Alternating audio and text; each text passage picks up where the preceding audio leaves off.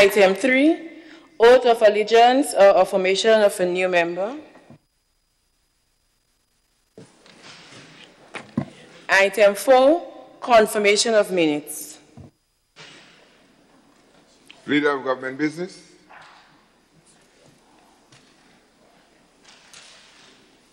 Minutes.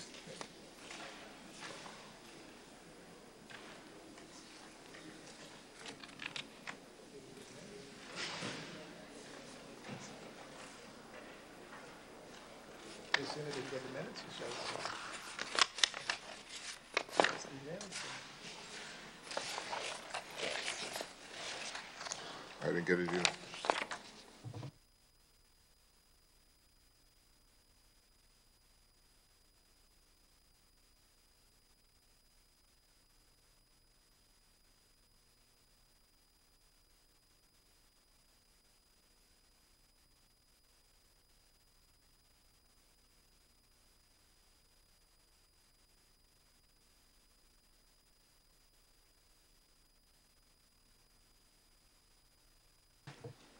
I have a hard copy of the minutes here, but it was sent electronically.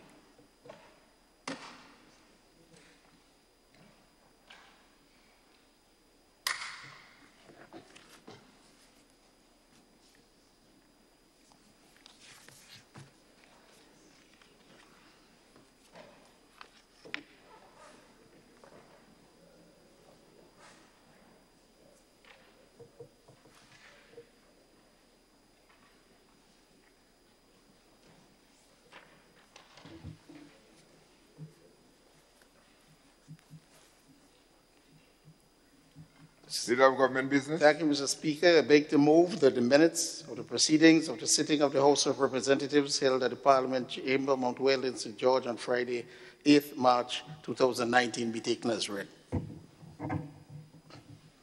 Honourable members, the question is that the minutes of the meeting of the proceeding of the House held on 8th March 2019 be taken as read. Those of that opinion say aye. Of the contrary opinion say nay. The ayes have it. Leader of Government Business. Thank you, Mr. Speaker. I beg to move that the said minutes of the proceedings of a sitting of the House of Representatives held at the Parliament Chamber, Mount Weldon, St. George's on Friday, 8th March 2019 be confirmed. Honourable members, the question is that the said minutes be confirmed. Those who of that opinion say aye. Of the contrary opinion say nay. I think the ayes have it. The ayes have it.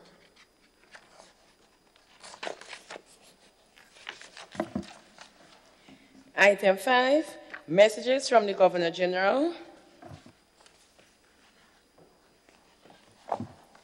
Item 6, announcements by Mr. Speaker.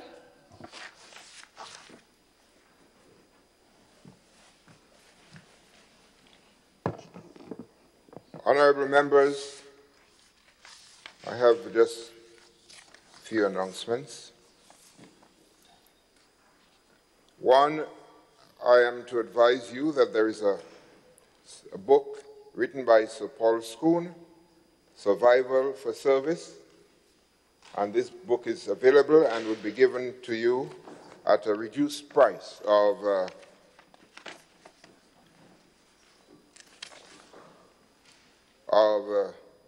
$55. Be given to you for $55 at a reduced price.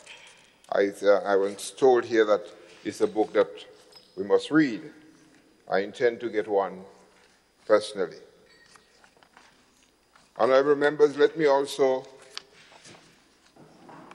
advise that the Commonwealth Parliamentary Association is conducting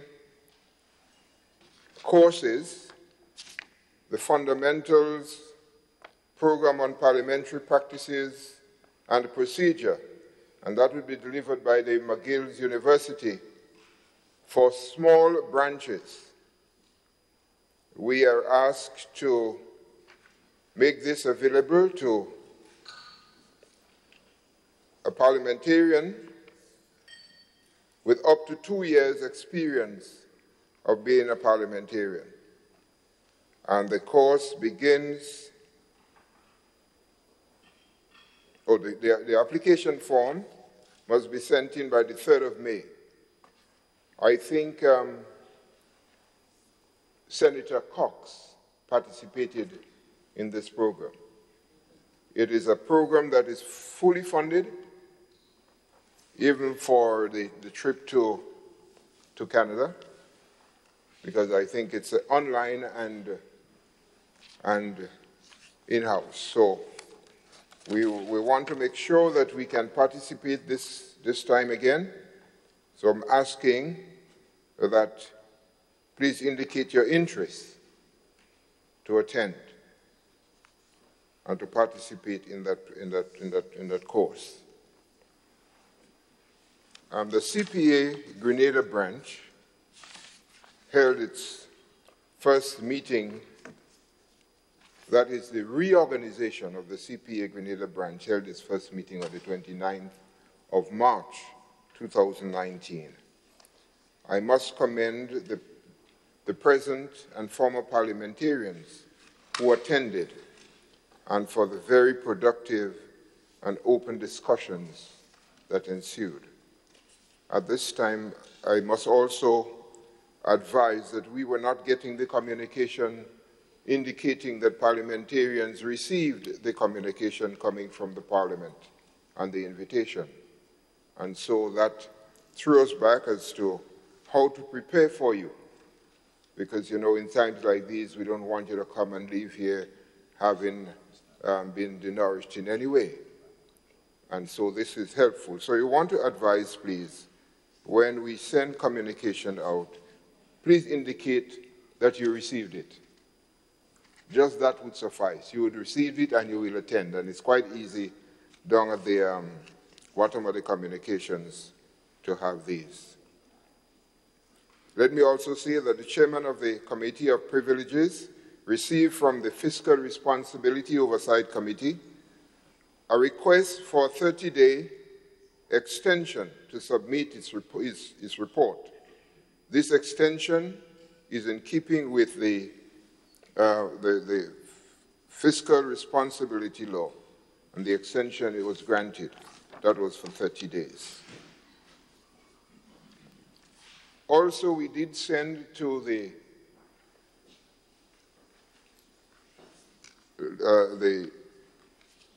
chairman of the Women's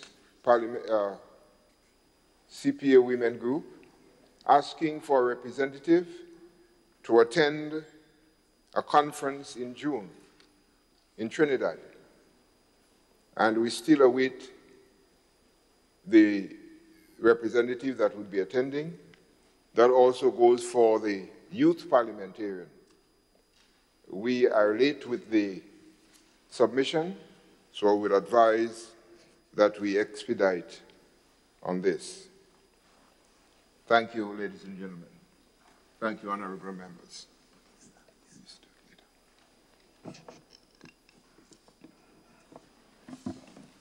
Item 7, presentation of petitions. Item 8, presentation of papers and reports from select committees.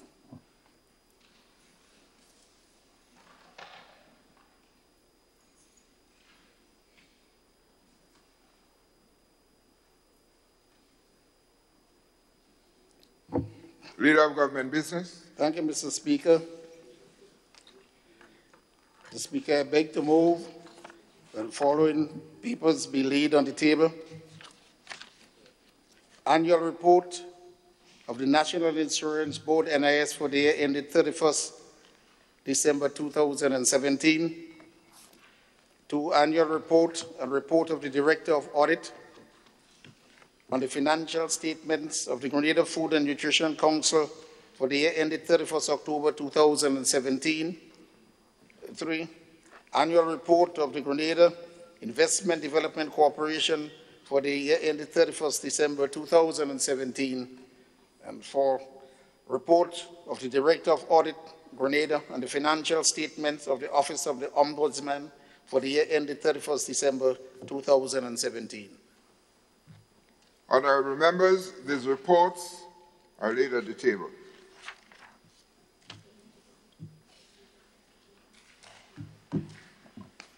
Item 9, unopposed private business.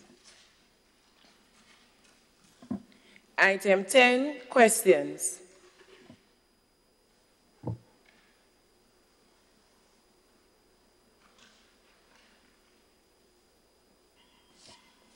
Item 11, urgent questions under the provision of Standing Order number 20. Item 12, ministerial statements.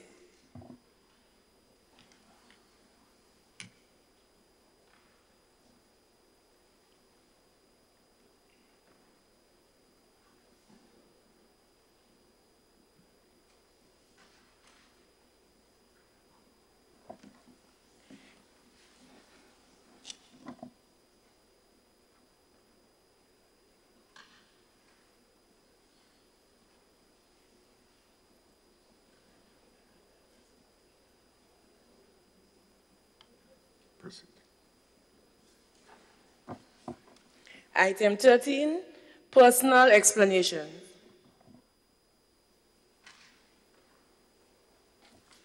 Item 14, motions.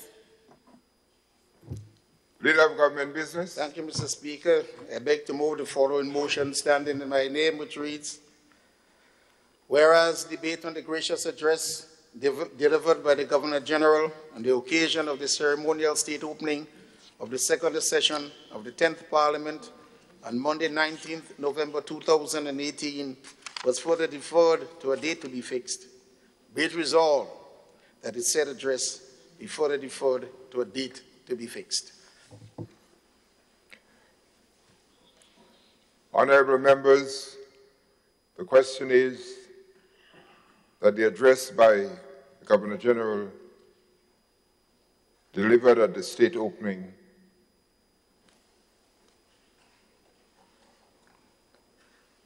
be fixed for another date for its debate. Those of that opinion say aye. Of the contrary opinion say nay. I think the ayes have it. The ayes have it.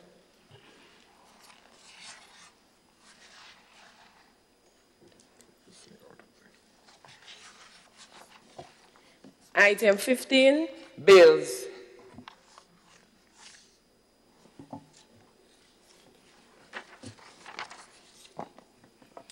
A message from the Senate to the Speaker and other members of the House of Representatives. Mr. Speaker and other members of the House of Representatives, the Senate at its sitting on Thursday, 21st March 2019, considered the bill for an act shortly entitled Grenada Citizenship by Investment Amendment Act 2019 and made the following amendments. Clause 2 was amended as follows. Amendment of Section 2 of Principal Act. In subsection A, C, delete the word fully before the word supported.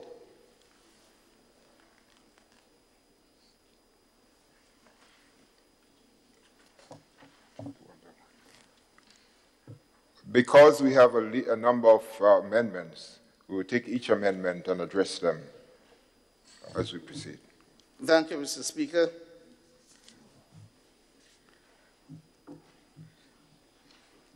The House concurs, Mr. Speaker, with deletion of the word fully. Thank you. Proceed. In subsection B, E, replace the words living with the main applicant with the words fully supported by the main applicant or his or her spouse. Leader of Government Business. Thank you, Mr. Speaker. The House concurs, Mr. Speaker, with this amendment. Thank you. In subsection B, F, delete the words living with. Leader of Government Business. Thank you, Mr. Speaker. The House concurs with this amendment.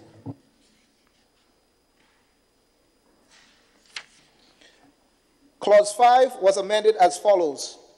Amendment of Section 11 of Principal Act. In subsection 2, delete the word not after shall. Leader of Government Business. Thank you, Mr. Speaker. In the case when the House does not concur, Mr. Speaker, would you permit something after, or we just go through with this? If the House does not concur with this. Yes, once the House does not concur with it, we have any debate, any description, any argument why we should or should not? Thank you, Mr. Speaker. Removing the word not. In all the others, Mr. Speaker, we see some form of enhancement to the product being sold in the competitive environment, as we said during the debate, or at least it was not heavily affected, or it will not be heavily affected. In this case, Mr. Speaker, we are advised by the legal department that a person who bought a unit under the intention and the prevailing environment that they had 3 years within which to operate. And now we're telling those people, we're bringing them into the loop. This act contemplated should be for those persons coming after. They've never made an application, so there will be no making an application under a new environment. But to tell those who have applied before and may have gotten the benefits out of the unit, there is an expectation, I'm advised by the legal department, and so we could be exposing ourselves. And so the intention that everything that went before, maintain the environment under which you got it, so that at the end of the day, while we're trying to sell a product, we're not faced with some persons who will want to take legal thing, and the legal people will call it legal expectation, etc. So we said it does not have that much to add to the project. It's not a decision of the pros and the cons, and so the pros so much outweighs the cons. So you'll say, well, let them do what they wish, but you're getting a great deal of benefits. So in that context, Mr. Speaker, we'll say what we do now, let it affect those from now, because the cons could be that we get a lot of legal embarrassment. And that is the reason why, Mr. Speaker, because what we did at the last sitting here was try to enhance the project in the face of competition. Thank you.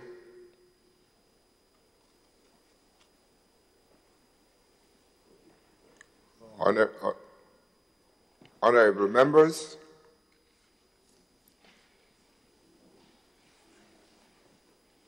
for that amendment, the House does not concur. Is there anyone who is against that decision? No? Then that is the decision. The House does not concur with that amendment. So we would have to respond to the Senate accordingly. Any other?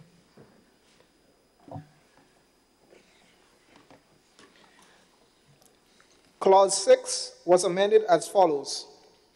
Amendment of Section 11A of Principal Act. In subsection 1A, subsection 2C, delete the word or.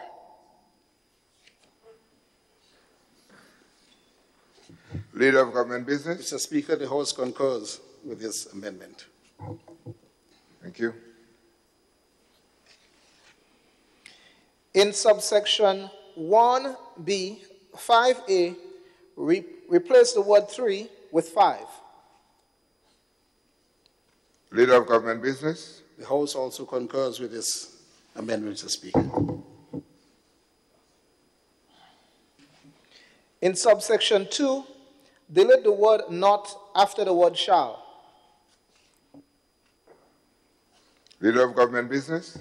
Mr. Speaker, the House does not concur with this for the same reason what we given before, that the not there was really to say that these provisions do not or shall not bring those persons who were before under the purview of the Act, because that's the expectation. I was there before, etc. I got these things. Maybe you could put it in, maybe nothing will happen.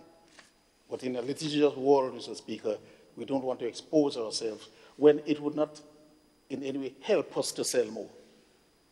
As I said earlier, if this will help us to sell 5 million, some people may decide 5 million units. Some people may decide, well, that's is not too good or not so much a religious principle, but we'll say, okay, we get something, so if they take us and we have to give up 1 million, we still benefit 4. But it does not help us in a way to sell more. But at the same time, it is exposing our flank for the legitimate expectation in our persons. Not that they may do anything, but it's our right and duty here to protect the persons, the people. And I think that is our main concern in not accepting the amendment. Thank you. Let's move on. Move on.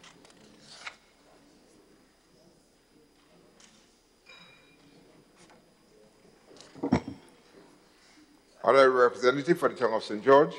Thank you, Mr. Speaker. Mr. Speaker, I think that has exhausted the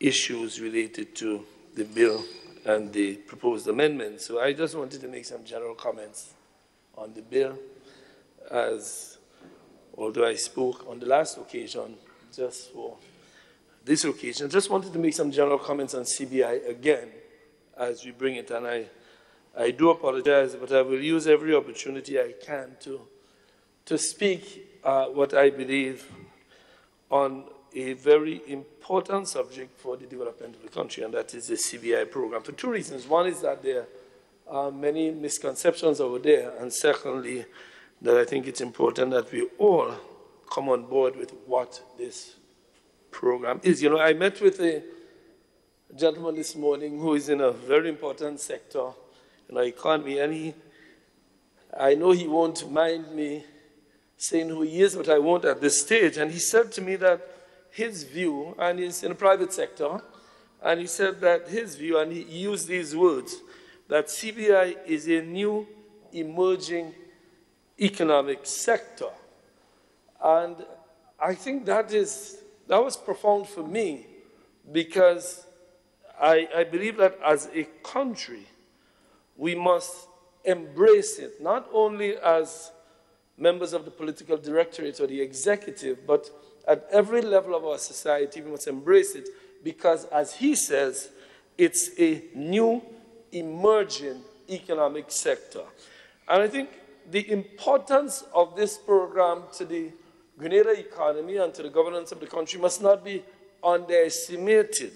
We have two limbs of the CBI program, the Section 10, which contributes to the Transformation Fund, and the Section 11, which adds to our productive sectors, be it the tourism industry or the agricultural sector or manufacturing. The potential is there in Section 11 to do just that.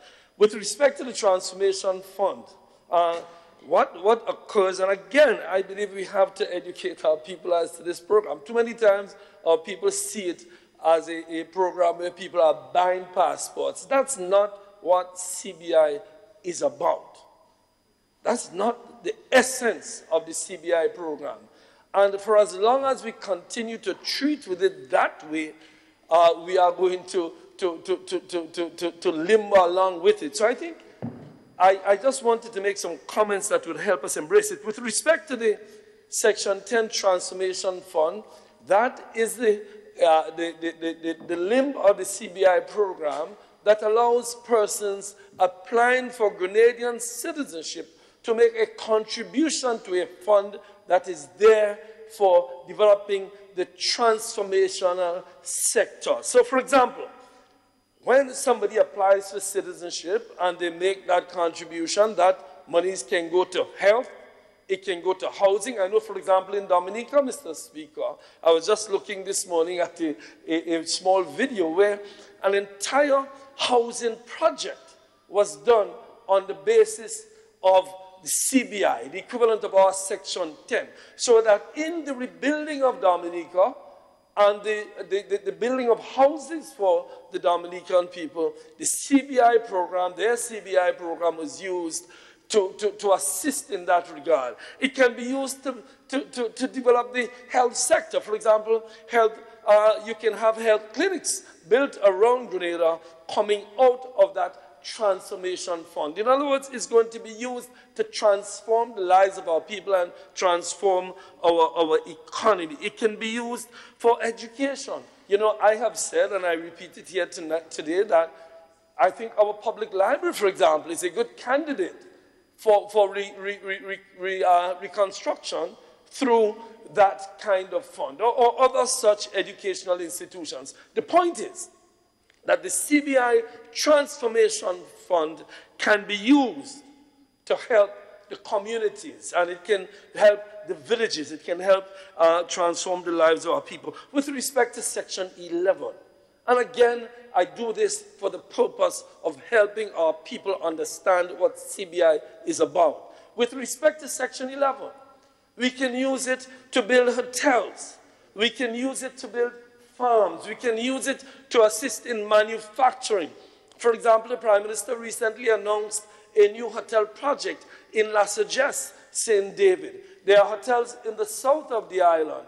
There are hotels in the north of the island that can benefit and are benefiting from the CBI program, Section 11, so that persons who want to become citizens of Grenada can contribute to Section 11, through which our hotels, our farms, our manufacturing sector can benefit. Again, it tells us the benefit of the CBI program. You see, the question arises, why does somebody want to become a citizen of Grenada? And why does somebody want to have another passport? Many of us in Grenada have several travel documents. There's people who want ease of travel. There are persons who want to contribute to the Grenadian economy. There are persons who want to become Grenadians because it assists them in contributing to businesses. And there are people who want to invest in the hotel sector in Grenada. Mr. Speaker, you know, there's this view that persons, you know, CBI is a bunch of people outside there who are hiding from somebody. To the contrary, Mr. Speaker, I have attended several of these seminars and so on out in Switzerland, in China, and several places. And the fact is that the persons who are desirous of becoming citizens of Grenada are the same kinds of persons who are desiring to become citizens of the U.S. through their CBI program. We forget that the U.S. has a CBI program. The Canadians have a CBI program. Malta has a CBI program. Many other European states have CBI programs. Several Caribbean countries have CBI programs. In other words, all of these countries, including the United States, where you can make a contribution or you can open a business and get a green card or get to live there for an extended period, because it contributes to the economic development of the United States. Similarly with Canada. Canada has such a program. I remember when I lived in Vancouver and China was returning, Hong Kong was returning to China. Many persons from Hong Kong use the Canadian CBI program to get into Vancouver and other parts of Canada. In other words, there is nothing about the CBI program that in and of itself makes it a bad program. Now, why are we skeptical? Why are there many skeptics in Grenada? Because of our bad experiences of the past. But, Mr. Speaker, we have learned from those. The industry has matured. Grenada has one of the strictest due diligence processes for CBI. In fact, we check CBI applicants for citizenship more than we check persons who get married to a Grenadian to become a citizen. If you want to become a citizen tomorrow and you get married as what they call green card marriage, you don't have the kind of substantial checks as you have if you become a CBI citizen. The fact is, our government and our Prime Minister has done enough to ensure that every single applicant goes through a rigorous check to ensure that these persons are of the caliber that they can be Grenadian citizens. So while you cannot affect what happens to somebody after they become a citizen, so somebody becomes a citizen and then they commit a crime, you can't do anything about that. But that's the same case with somebody got married to a Grenadian and they commit a crime, you can't do anything about that. But certainly we do rigorous checks. In fact, many people complain sometimes about the rigorous checks that we make on CBI applications, and that is because of our experience.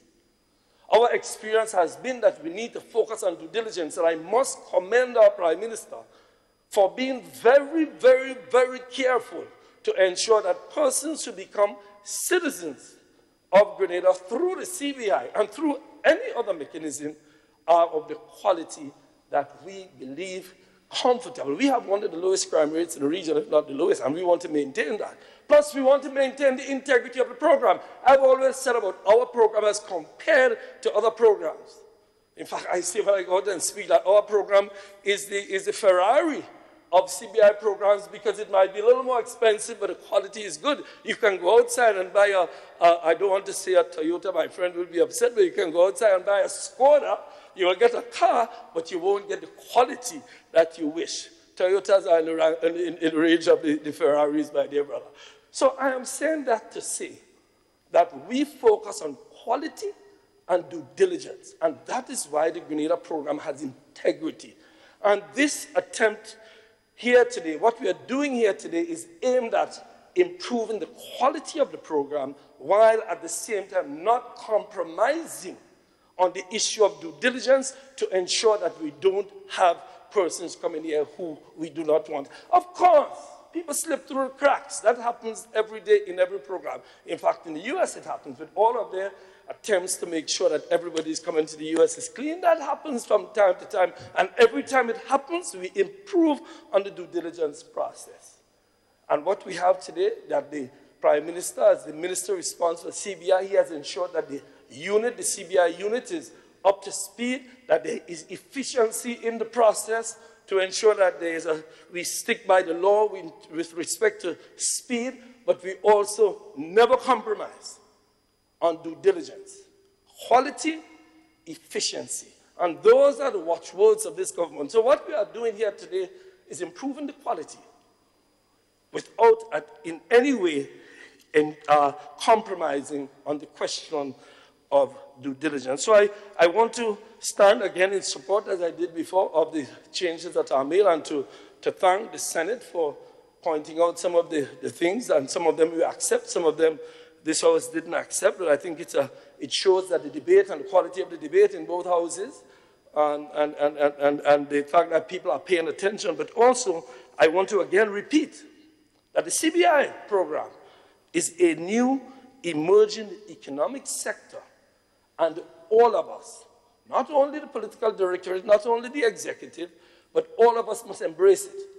Because as we embrace it and we understand it, we make more contributions to its development. We have criticisms and we listen to the criticisms, we make changes as these changes become necessary. But we ensure that the CBI program continues to contribute not just to building in the tourism sector, not just the hotels, and I've said this time and time again, but it goes into the communities, that the monies end up in the communities.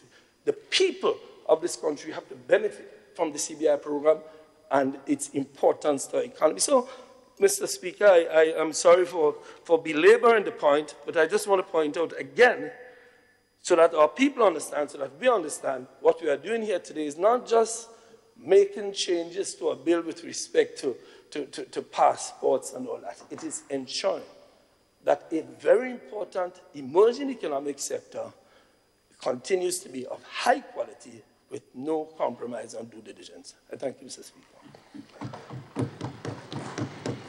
Thank you, Honourable Representative for the town of St. George.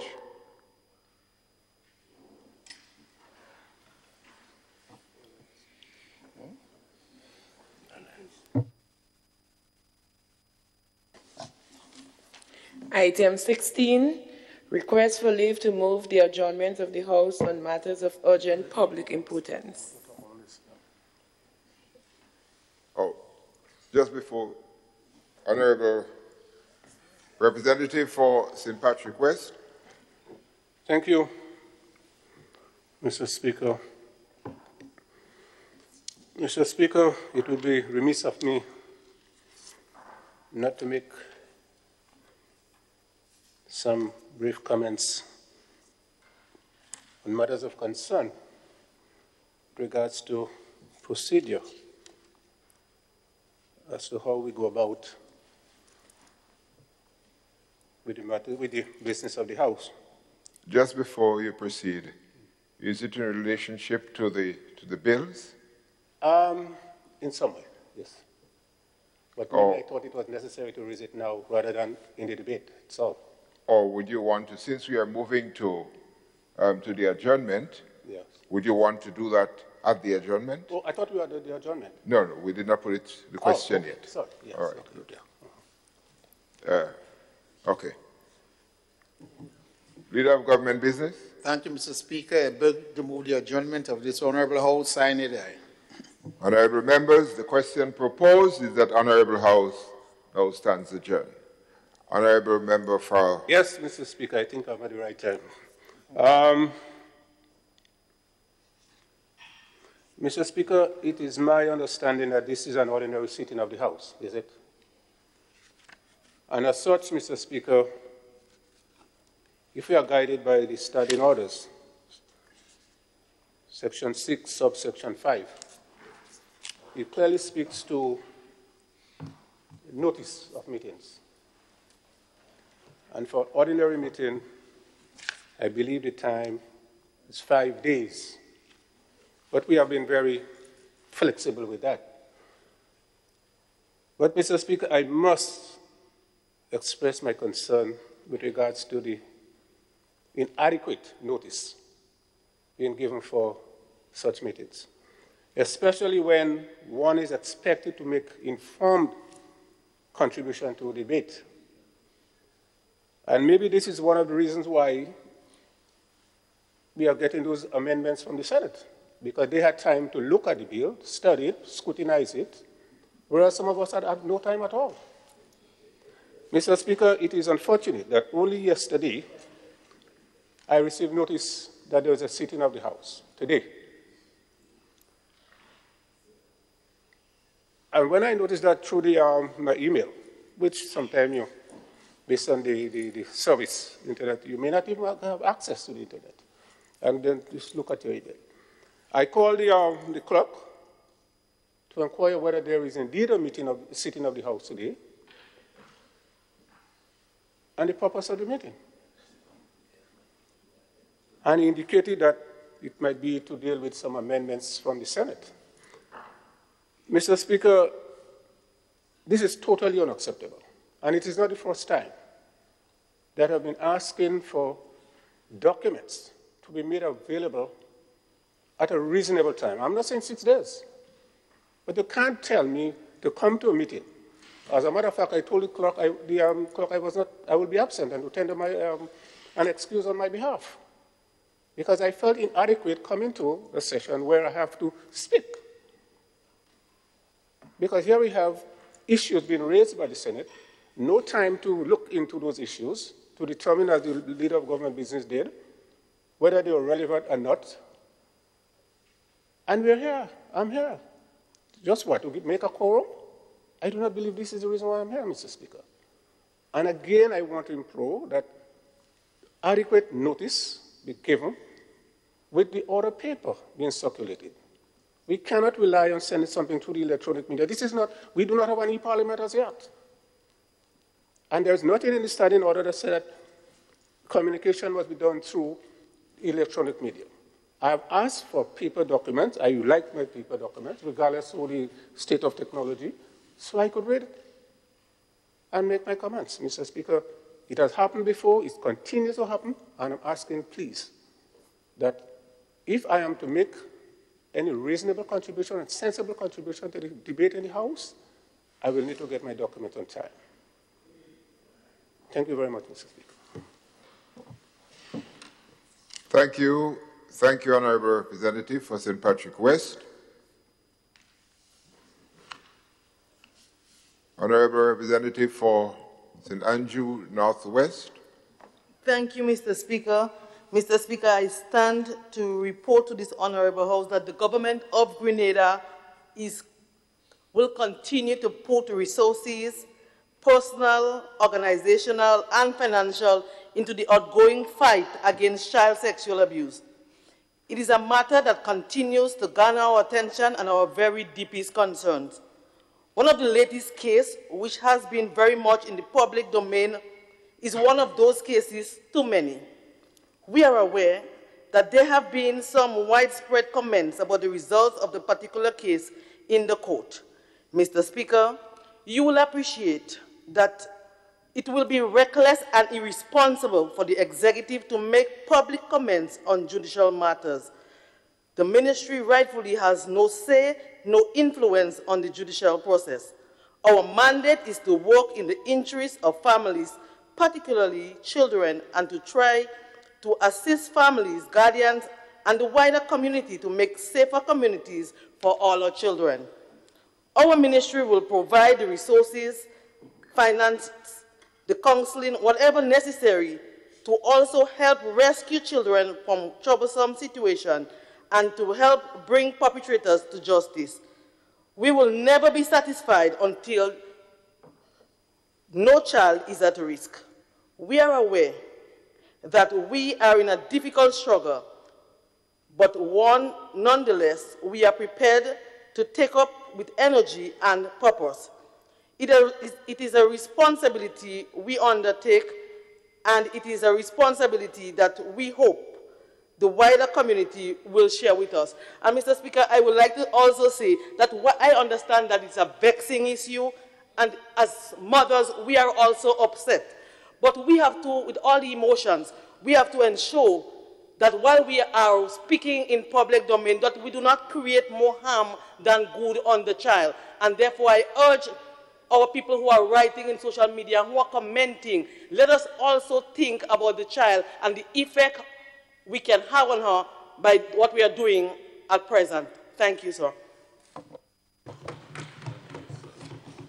Thank you, Honourable Representative for St. Andrew Northwest. Honourable Representative for St. Mark.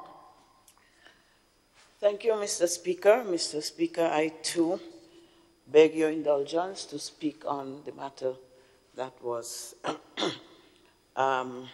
spoken to by my colleague in the Ministry of Social Development. Mr. Speaker, I speak as a concerned Grenadian,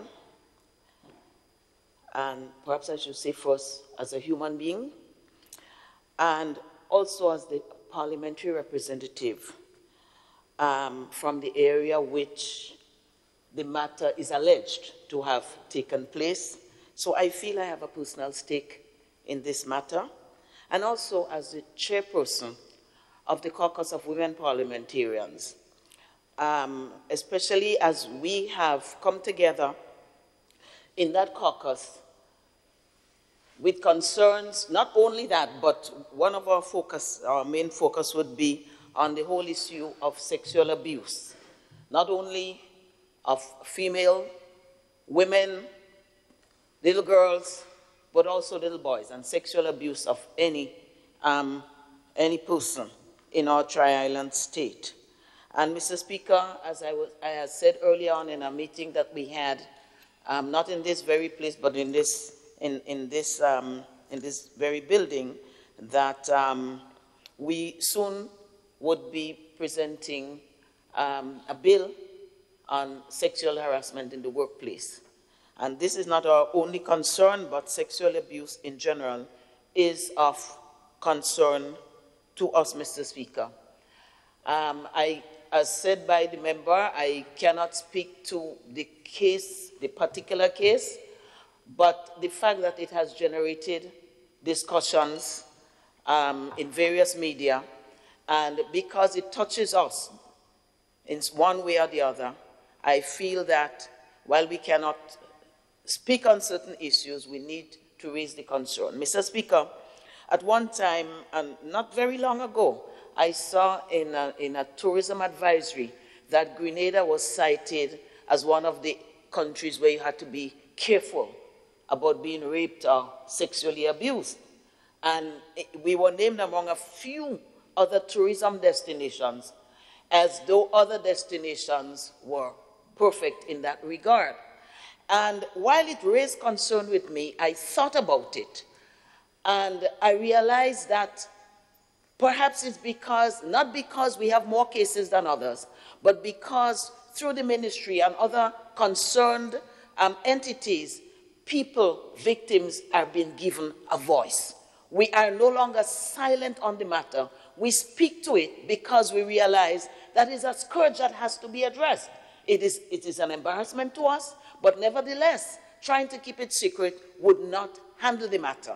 And therefore, the Minister for Social Development and her team and other stakeholders that have worked with, either with them or independently, who have raised their voices, I want to compliment and commend them for being the voices of people who are voiceless, people who cannot speak for themselves, and therefore, in some instances, are defenseless. Mr. Speaker, I believe since laws come to this very honorable House, and they are determined right here in terms of merit and what should happen within the area of discussion under the law, I believe that there are some laws in this country that need to be reviewed with great urgency, very seriously.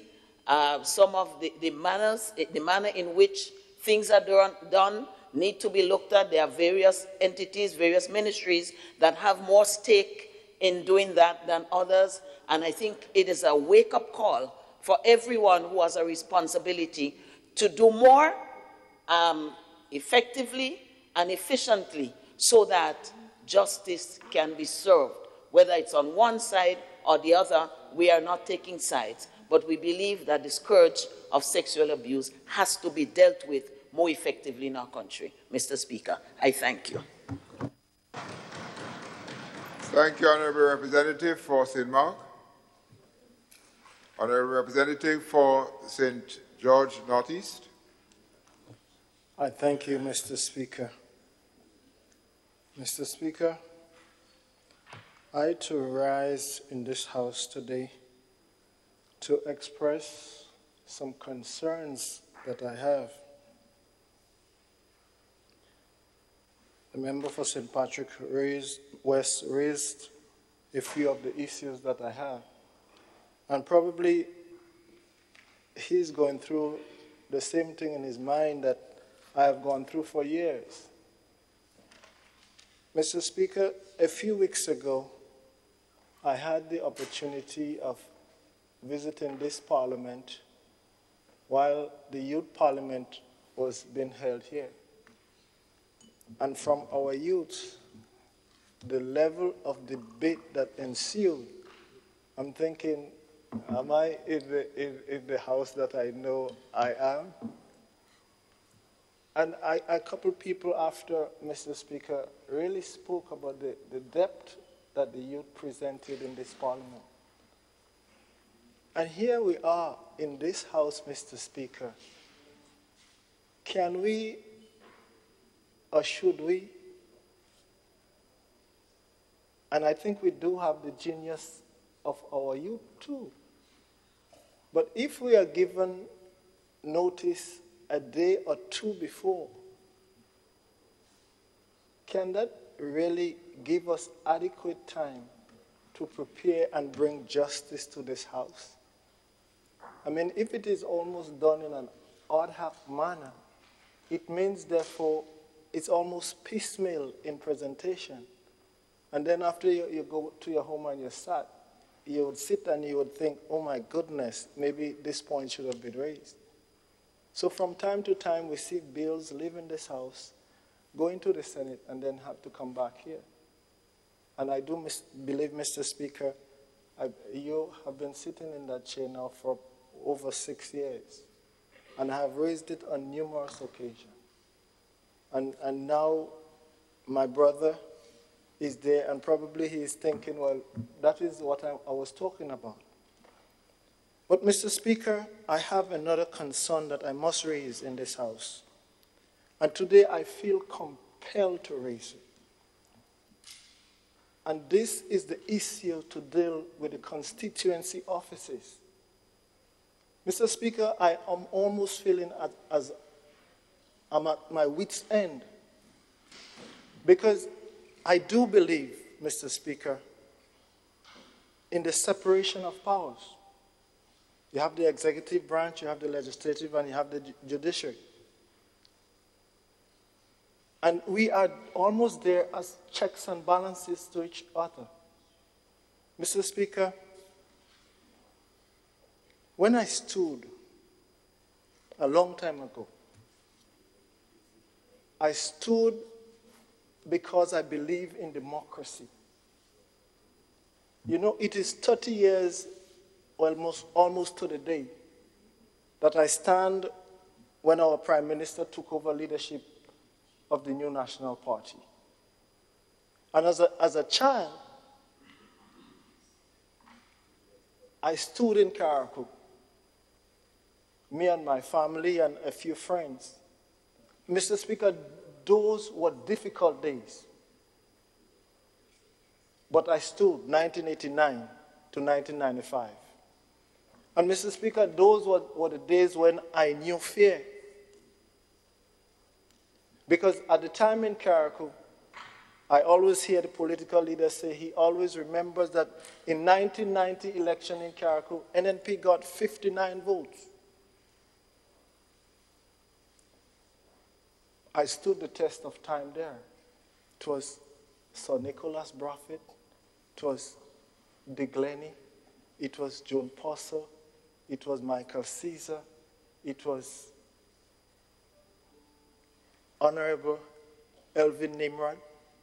But I stood because I believe in our democracy. And I believe that if I take a stand at time, that we would rise to the occasion. But, Mr. Speaker, I rise today here with a profound sense of regret that I have to speak that the way that our parliamentary offices have been administered, that I have to call it into question.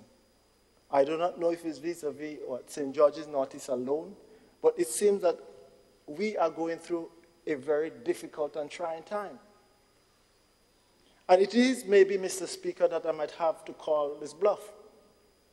Mr. Speaker, I do not know, but maybe I should put this House on notice that probably when I come back here on another occasion, it might be from a different standpoint. And that is really being contemplated by me today. Mr. Speaker, you know, I spent 10 years in Texas. And one of the favorite games that we learn to play is Texas Hold'em. It's a game of poker, a high-stakes game. Mr. Speaker, I believe we are at the point now when I might just have to call that bluff. I thank you, Mr. Speaker. Thank you, Honourable Representative, for St. George Northeast.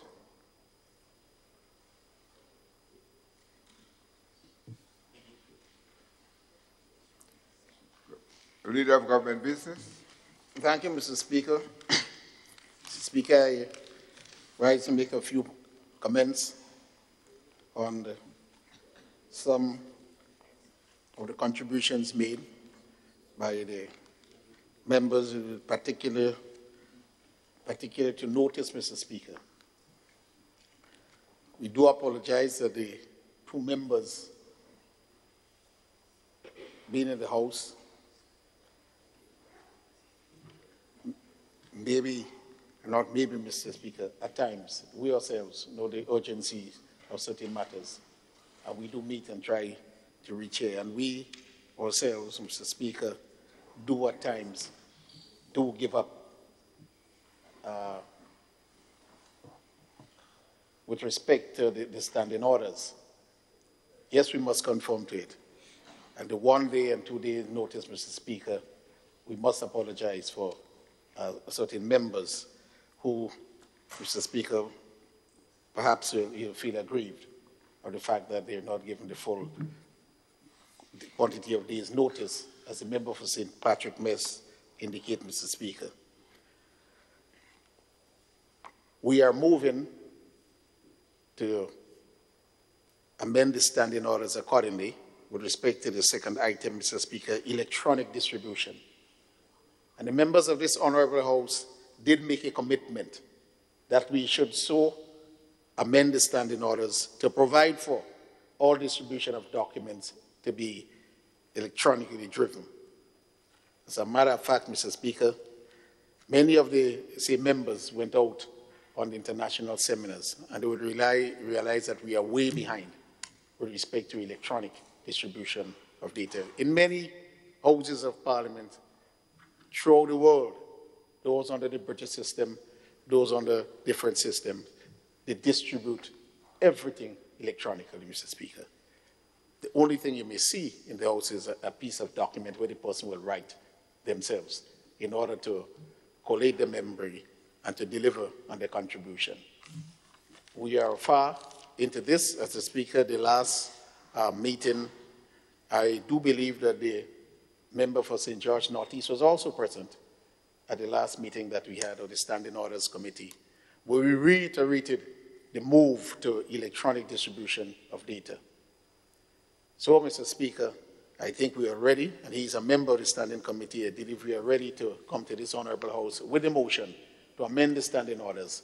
And we do believe at that point in time, Mr. Speaker, everyone will be aware that documents will be submitted electronically. Of course, there are provisions in those standing orders, the amendment to come to supply those who, really need it and who can't, move on with the electronic system. Perhaps they can't read the computer screen. It may be affecting the eyes and so forth. So provisions will be made then, Mr. Speaker. With respect to the other sentiments, Mr. Speaker, we do wish that, all our members, we do have our individual rights and our individual thinking. And as leader of government business, and even in my relationship and the position that I hold within the political organization, I'm privy to a lot, Mr. Speaker. And I just want to urge all of us, really to think of the nation, think of our actions and so forth, and to think of our constituents in particular. And everything we do should be the benefit for our people in particular. Mr. Speaker, I heard the member for St. George Northeast mention about certain issues, hardship borne, and times, hard times endured. But I, Mr. Speaker, could not only write a book, Mr. Speaker, I could write a set of books on sacrifices made and pounding given. And Mr. Speaker, and the way I respond is simply to say that I have a constituent. And I always look back, Mr. Speaker, to what Grenada did for me, Mr. Speaker. When you say Grenada, the poor people throughout Grenada, those in St. Mark's, St. John's, you say not because I'm from a different parish or a different constituency, but they labored, Mr. Speaker, to set the groundwork. And everything I am today is because certain people endured difficult times, Mr. Speaker. I know personally, Mr. Speaker, we would not be in the economic position that we are in today if I did not stand up, Mr. Speaker, and went up to London to defend this beautiful nation, Mr. Speaker. We would have been derived $1.5 billion, Mr. Speaker, and in other jurisdictions and in other places, I defended this nation. To the ridicule of even today, Mr. Speaker, you hear some people saying that, it were others who were responsible for certain decisions. And lo and behold, Mr. Speaker, I will be repeating the same thing again, Mr. Speaker. I will be defending, God's willing, this nation again, abroad, together with a couple of other citizens, we'll be defending this nation abroad again. Not because of things we did, but because we have to make the sacrifice. And we continue to get the blows. So I just want to remind all my colleagues, so let us think sacrifice. And in that context, Mr. Speaker, we can say no more except to accept our responsibilities with respect to the short notices. But again, that's a blow we have to take. Because what we did here today in particular, Mr. Speaker, is something that the member for the town of St. George mentioned, that we're in a position, an economic position, and we must try to move speedily. Yes, so when it's necessary, we must take the blows and show that we move forward. This now must go back to the Senate. And the world environment out there has been waiting on this for over 1 year. So we thought that we must move, Mr. Speaker. So I do apologize for the short notice in this particular case and in all the other cases. And I empathize knowing the standing of the two members, outside the executive. And so while we, therefore, will give up and we know exactly, we must always take the position into consideration that they're outside the executive and that they must know. I meet with them, Mr. Speaker, regularly, not over the last 2 weeks because we are very busy, but every Tuesday so that they can be updated. They were busy, I was busy, but I always make it my duty. Once one could attend, I will meet with them to bring them up to speed, Mr. Speaker, as leader of government business in the House of Representatives. So we're making no excuse. We will be looking at the standing order. We'll make the necessary amendment to ensure that electronic distribution of documents is an order in the standing orders. And at the same time, Mr. Speaker, we'll do what we have to do to improve the notices given, particularly for the two members who are outside the executive. I appreciate the concern, Mr. Speaker, but at the same time, we're saying that we're here for Grenada, and sacrifices are all part of it. In this Easter season, who made the greatest sacrifice? I thank you, Mr. Speaker. Thank you, Leader of Government Business. Honorable members, I too share the concern of the urgency with which we sometimes have to move to have a sitting of the House. Because I believe that you want to have healthy debate on all the issues relating to the House and have enough time to speak to the ministries that you head and have enough time to speak to your constituents who caused you to be here.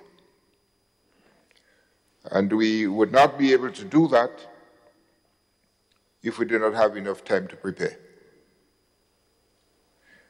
So we are hoping that we would find the way to follow the standing orders, where we would be able to set specific times for our sittings so we know beforehand that even if a bill is not to be debated, or we can still have the ministerial statements, and we can still have the ministries, the parliamentarians having a time to speak to their constituents so that we can keep the people that we represent informed. So I would be for holding further discussions with the leader of government business and to see how we can ensure that we give enough time to have things done according to the standing orders, which we are in the process of amending. So I heard your concerns, and I share the concerns. And we will do all in our power to improve on the delivery of our function at this Parliament. honorable members, I must take time to wish you Holy Easter. I think to some, we are now in the Holy Week. Yeah, it's the Holy Week, you know. The whole week is supposed to be holy. You're supposed to be holy for the whole week and continue this holiness afterwards. We have no criteria to measure the level of your holiness, so we say to you, just look at the man in the mirror and determine for yourself how holy you are from now on. It is a good time to do some deep reflection and to commit to the will of our Creator. His love and mercy for everyone is demonstrated in the great gift of His Son, Jesus Christ. So as we roll the stones away, the stones that lock us in somehow, let us lift our eyes from whence cometh our help. I wish you all the best for the Easter season. At this time, honorable members, the question is that this honorable House now stands adjourned. Sign it aye. Those who have that opinion say aye. Of the contrary opinion say nay. I think the ayes have it. The ayes have it. This honorable House now stands adjourned.